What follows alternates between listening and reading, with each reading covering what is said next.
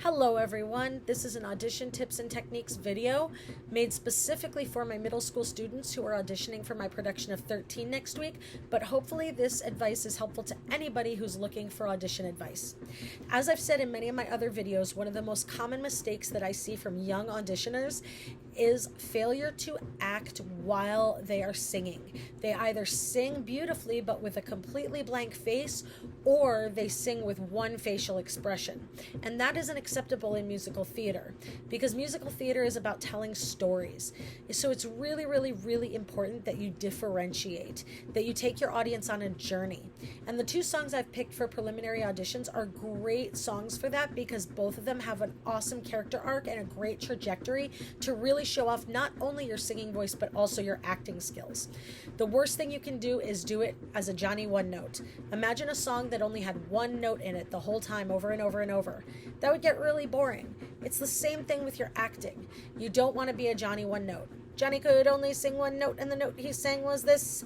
A lot of young actors do the same thing emotionally. So it's really important that you take your audience on a journey. So I'm going to give you an example of what I would do for these two audition pieces, and then I'm going to talk you through. To start with, as soon as the music starts playing, you're going to begin acting right then and there. You don't want to wait for the lyrics to start just standing there like this. That's boring. You only have a certain amount of time on your taped audition, so you want to make use of every single second. So you're going to slate, take a beat, press play, and immediately start acting, and then you're going to take the audience on a journey. So here's an example of what I would do if I were auditioning for this role. And again, you don't have to do exactly what I'm doing, but you should do your own version of it, okay? Most importantly, differentiate. So I'm going to start with, hello, my name is Jill Bolstridge, and today I will be performing 13, the title number from the musical 13.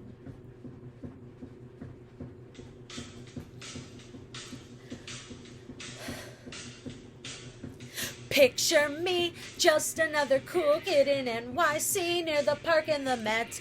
Life is sweet, Yankees in the Bronx, pretzels on the street, just how good can it get? Who'd have guessed my dad would meet a stewardess, mom's depressed and her lawyers are mean. Now I'm stressed, life is a disaster, and I'm cracking from the strain, going totally insane, and I'm just about to turn 13. Thank you. Now, if you pay attention to what I did there, as soon as the music came on, I was like, immediately acting. And what I was using is a technique called visualization. So I was picturing the things that Evan is singing about. I was picturing Yankee Stadium. I was picturing the pretzel vendor. I was picturing all my friends. I was picturing all the things that make Evan excited as a character. And I continued that excitement as I went through the first part of the lyrics, talking about how amazing his life is. But when he starts to talk about the change, immediately there's a sharp transition. He says, how good can it get? Who'd have guessed dad would meet a stewardess? Mom's depressed and her lawyers are mean. And I had to notice I had a different reaction to all of those things, because acting is, you all should be saying reacting right now. So I say, dad would meet a stewardess? That's like my biggest nightmare. Mom's depressed. I don't know what to do with that. And her lawyers are mean. That scares me. Now I'm stressed. My life is a disaster.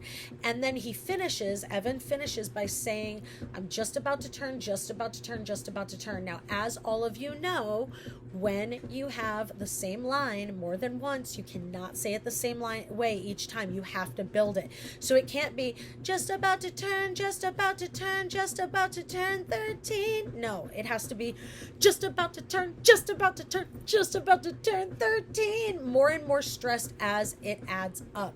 So that is an example of good differentiation that takes you on a journey through the song. I will now do the same thing with the second song. Hello, my name is Jill Bolstridge, and today I'll be singing from Lamest Place in the World from the Jason Robert Brown musical 13.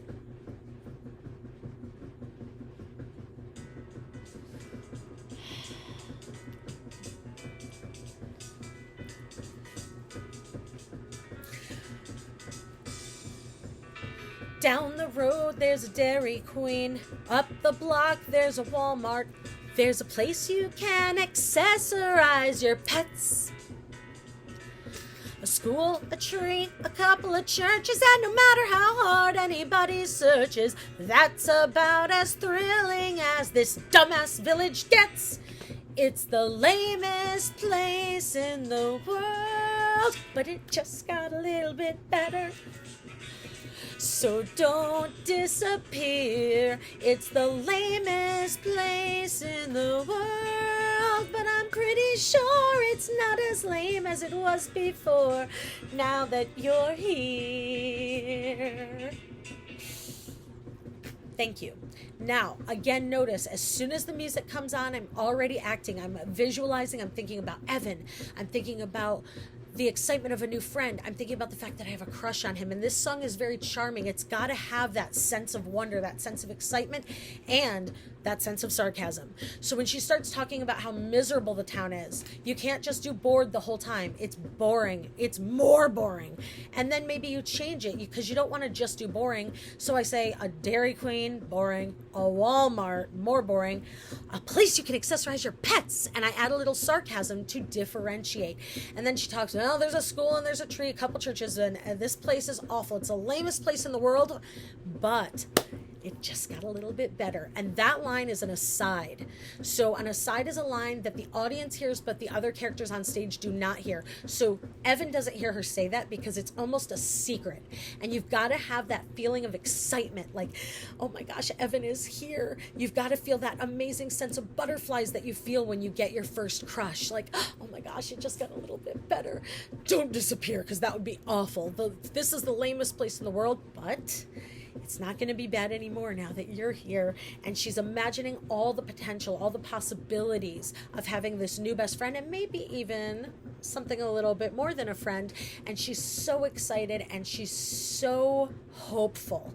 And all of those things need to be conveyed. So you have to take the audience on a journey. Now you can personalize that journey and do it any way that you want. You shouldn't copy what I did. You should make it your own. But the bottom line is differentiate, differentiate, differentiate. Do not be a Johnny one note. I hope that this video is helpful, and I wish you all broken legs in the world at your 13 auditions next week.